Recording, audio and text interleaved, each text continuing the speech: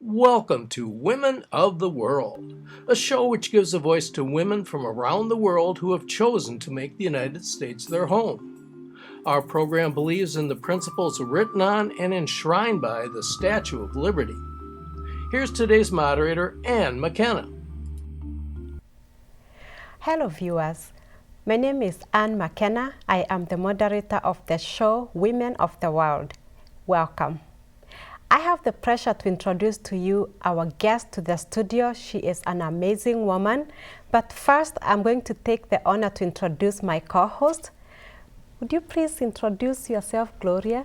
Thank you, Anne. I'm Gloria VanDemmeltraadt and delighted to be here and part of this show. Thank you. Thank you for being here. Welcome. And now, I have the honor to introduce to you Dr. Ellen Kennedy. And Ellen, you're welcome. Please go ahead and introduce yourself more. Thank you, Anne and Gloria. I am Ellen Kennedy. I'm the founder and the executive director of World Without Genocide. It is a human rights organization headquartered at Mitchell-Hamline School of Law in St. Paul. We work to raise awareness about critical issues that are going on in the world, globally as well as locally. And most importantly, we engage with people to help promote policies and legislation that can make a difference. And today you are here to talk with us about climate changes that you are referring to as crisis. Yes. And it's evident. And tell us, especially, how does that affect women specifically? Because I know that's close to your heart. Yes, absolutely. There are some shocking figures that are available that indicate that women are 14 times more likely to be injured or to suffer death when there is a disaster such as a hurricane, a tsunami, an earthquake, a typhoon than men are. Women and girls are extremely vulnerable for so many different reasons, and that's an issue that we care deeply about. We're not going to be able to solve that problem until we can address the climate crisis itself. So I'm glad for the opportunity to talk about these issues today. Tell us more, if you would, about how you did get involved in this. And is it part of your organization that deals with climate change, or how did you get involved in that? You know, Gloria, if we look at some of the worst crises on the planet today, people are often not looking below the surface of those crises to see what the underlying factors are. And one that is most dramatic is the terrible war in Syria. And that began in 2011.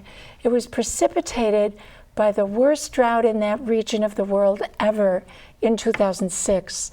And when that drought happened, the agricultural regions of Syria simply became unable to sustain the people in that area.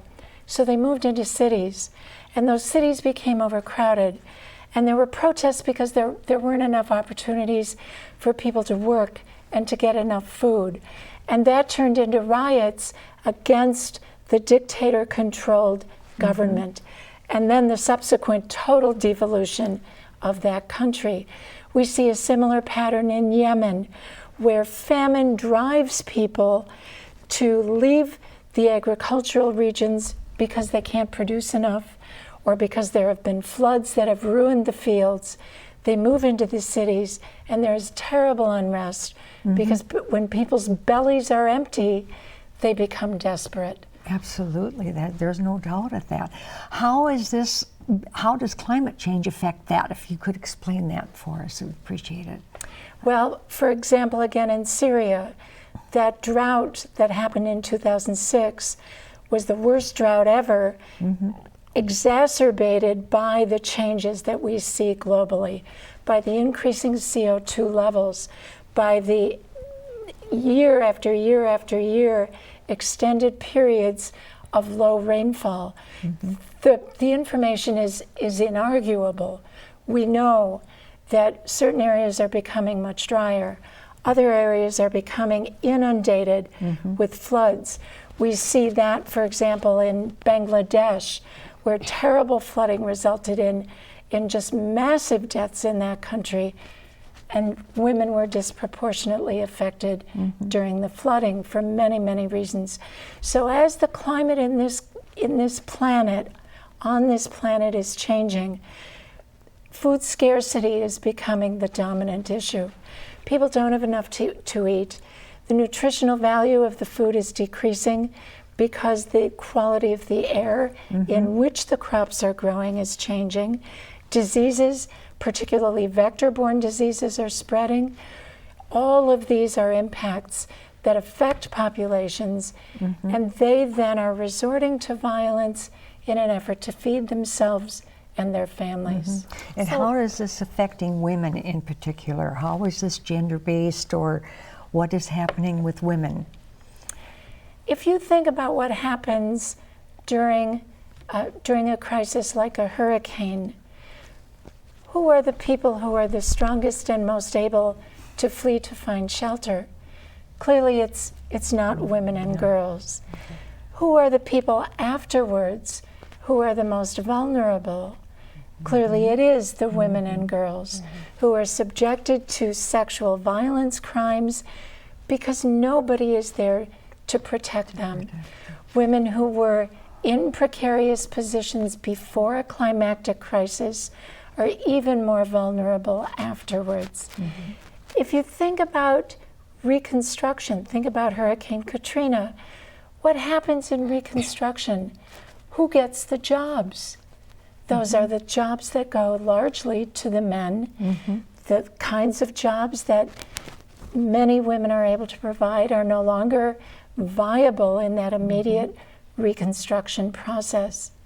If we think more globally, I mentioned Bangladesh. Think about the kinds of clothing that women wear. Often they're wearing long articles of clothing, fabrics that, if they get wet, make it very difficult for women to travel to seek safety.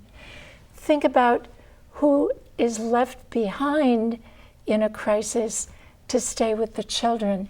The men leave. The men are able to pack up and leave. The women are the ones who remain with the children, with the sick and the elderly who are unable to flee.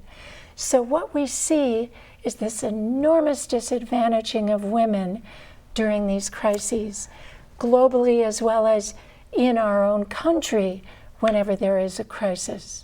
Thank you so much for helping us even process that and think about it, because I don't think we think about that very often. No. But when you're talking about the climate and the changes and how it's affecting us, women, children, I'm sitting here thinking, okay, it's happening, I see it, but what can I do to make a difference?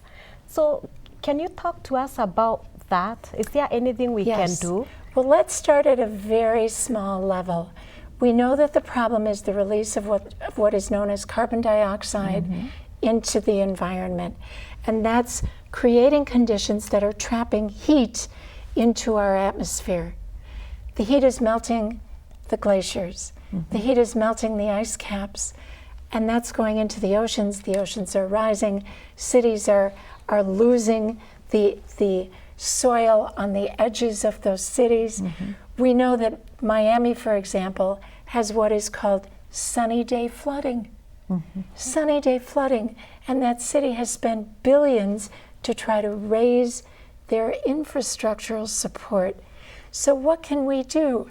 Each of us can make a small difference in our own personal responsibility for CO2. Think just about how we eat. How we eat. In the United States, we are very much a culture that has been a heavy consumer of meat and meat products. Animals release methane into the air, and that has CO2. So at our organization, we're just taking a small step to encourage people to have a meatless Monday. We're not saying people should give up meat altogether. People may not want to be vegans, for example, but think about making small shifts in your own personal diet. Think about how you use transportation. Transportation in the United States is the single biggest emitter of carbon dioxide. So carpool, use mass transit, consolidate your errands. Think about ways that you can make a difference every day with the release of carbon dioxide. Think about the use of some of these really precious resources like fresh water. Take a shorter shower. Most restaurants, at least in our region, bring a glass of water to the table. If you're not going to drink the glass of water, let the server know that before he or she brings it to you. Again, these are tiny little steps that we all can take. And then let's bump it up to the level of a neighborhood. Advocate for bike paths in your neighborhood so people can get from where they live, their house or their apartment, to a grocery store on a bike instead of in a car. Advocate for community gardens so that people can grow their own vegetables instead of paying for vegetables and fruit that might have been trucked in from very, very far away. Advocate for public transport in your own community. At a national level, so much must be done in our country. The United States had signed on to the Paris Climate Accord, and when Trump became president, he withdrew the US from that global agreement. We are the only country on the planet that is not part of that agreement. And that agreement is in place to address the worldwide problem of CO2 and the climate crisis. So think about how we can advocate for people in our government at all levels, city, state, and federal, who understand that the climate that I'm going to leave to my grandchildren is not the one in which I was born decades ago. It is already a world in peril. But we in the United States are doing a lot already. I really believe we are for climate change. We're doing a great deal of recycling and doing less. We're aware of it, I do believe. What do we do and how do we deal with countries that aren't doing anything? I know of many that aren't doing anything at all about it. How do we deal with that? I think we have to get back to that original assumption that the U.S. is doing a great deal, because it is countries in the global north, like the United States, that are without a doubt responsible for this crisis. We are the ones who have had oil and gas as our primary fuels. We have released the CO2 into the air. We are still supporting so many of these big industries that are as culpable as can be. And there's a global movement to focus on divestment. And that means taking money out of those industries that are the most responsible, the oil and gas industries. Minnesota Senator Sandy Pappas is leading an effort at the state level to divest our state funds from companies that are invested in oil and coal and gas, and instead to invest in clean energy. At a global level, the divestment movement now has reached trillions of dollars. So if people who are in the viewing audience have investments in any of these oil and gas companies, think about perhaps investing instead or in addition in clean energy, in wind, in solar.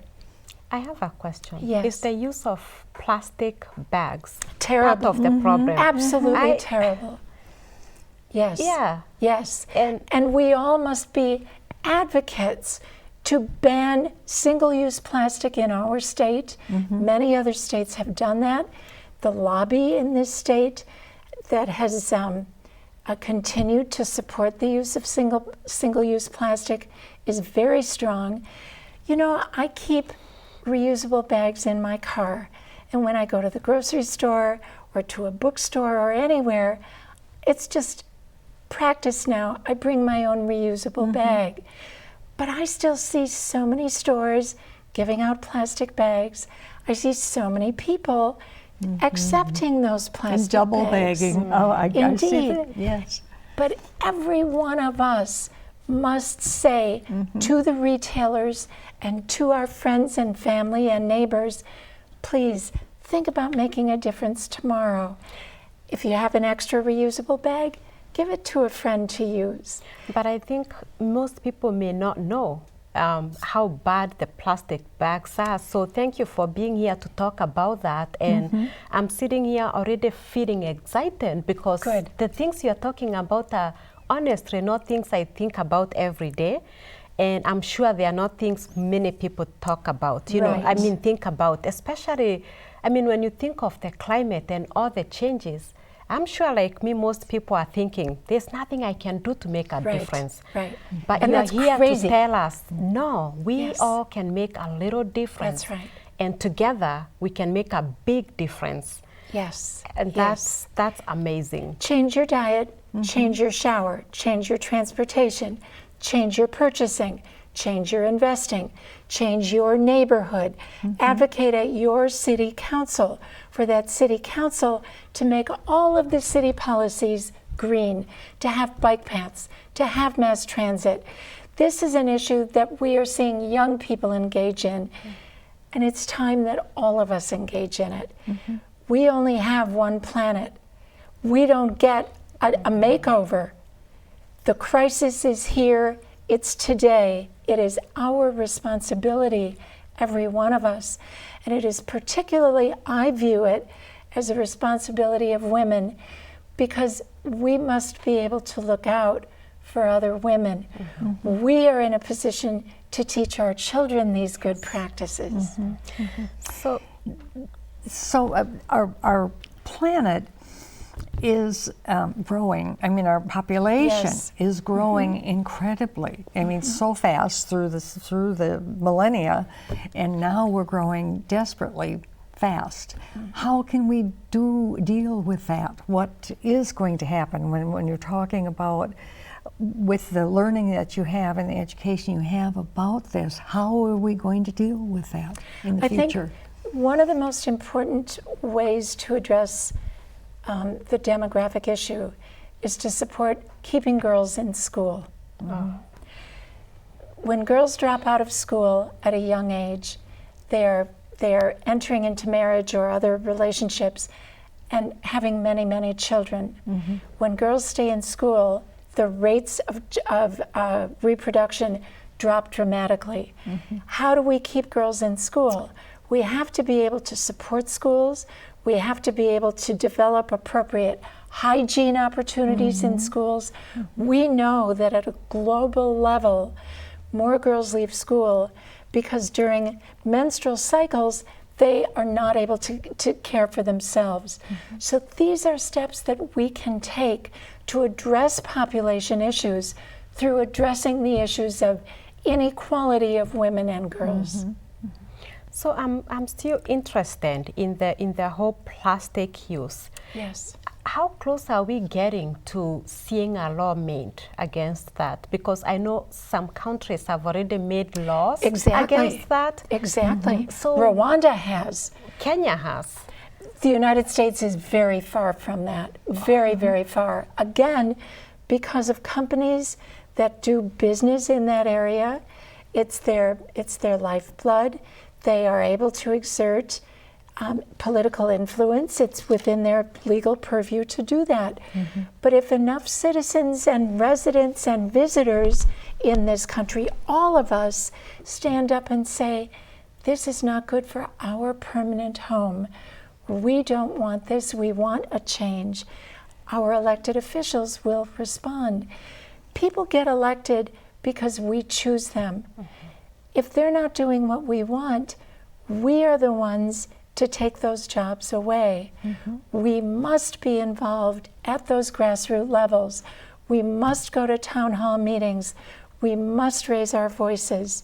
from the very bottom levels on up. I think raising voices is huge, and Yes. that's what you are doing. And I think the more of us that can join in that, bringing the education, Yes. Yes. speaking to the people one-on-one, and spreading the effects of the practices of our Exactly. daily life. I think the more we can spread that, it's going to grow up from down upward instead of expecting the Top down. government, right? Yeah. People in the government only do what their constituents ask. And if we don't ask it, they don't have to do it. You know, it's like a job jar sitting on the kitchen table at home.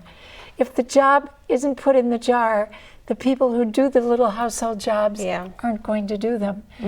It's our job jar for our elected officials. Yes. We have to get those jobs in the jar.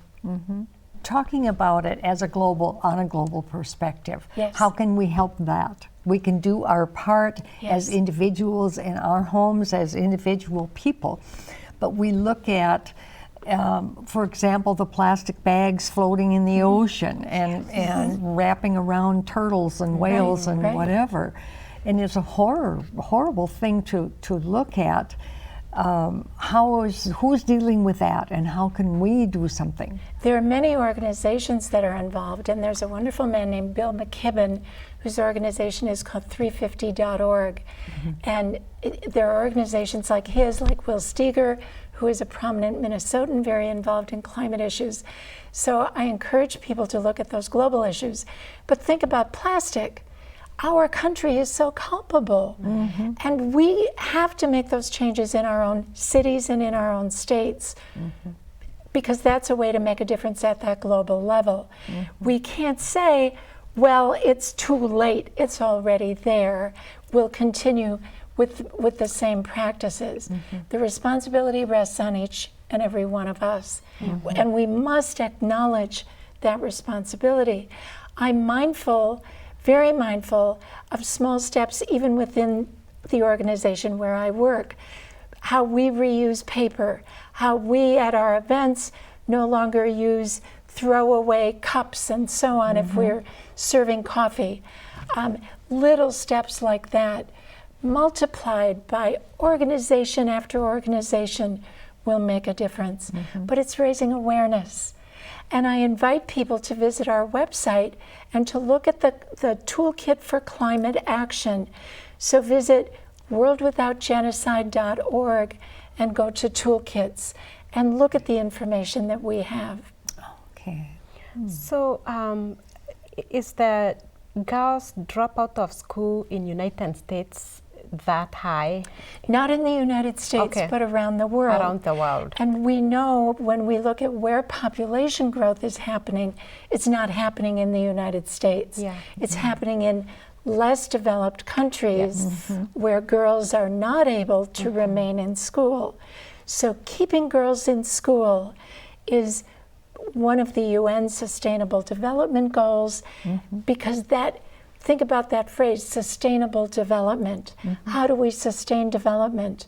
Through managing our resources. And how do we manage those scarce resources? One tool is through increasing education and literacy for girls. Girls, yeah, it's a big problem in other countries. I know particularly in Right. Kenya, it's a big problem. Yes. With girls dropping out of school, lack of tuition, and I mean all the things that you talked about, the vulnerability of Yes. girls it's great because, again, like in Kenya, land is allotted to the boys. And so when the girls lack education, they end up in the streets. Exactly. And Yes, and they are occasionally trafficked by their own Yes. families, as are girls in this country as well. And we have to think about how desperate people are and how few resources they have. So these problems are what we call intersectional problems, issues of gender, race, social class, geography, and it becomes overwhelming if we think about all of them together. But if we think just about a piece at a time, about Meatless Monday, that's a positive step. And that's that's a message that all of the viewers can think about. Talk a little bit about that, less meat.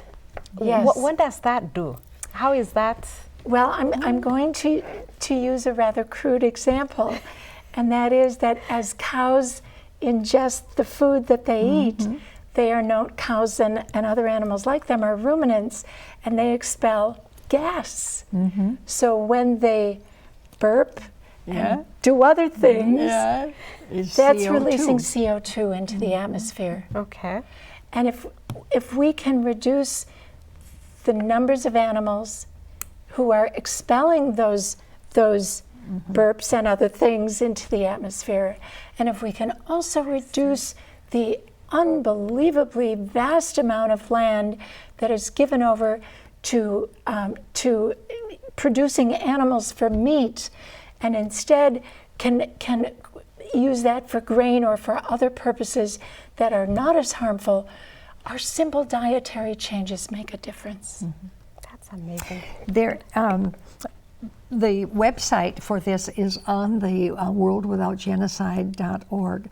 What is the connection between that organization, genocide, and climate change? As I mentioned at the beginning, the issue is that as some parts of the world are becoming drier and drier, food is becoming more and more scarce. Yes. And we see this in Egypt, in Syria, in Yemen, in Myanmar. If we think even what's happening in the southern part of our own hemisphere, we see huge numbers of migrants from Guatemala and Honduras. They're fleeing from violence, and that violence has been precipitated by food scarcity.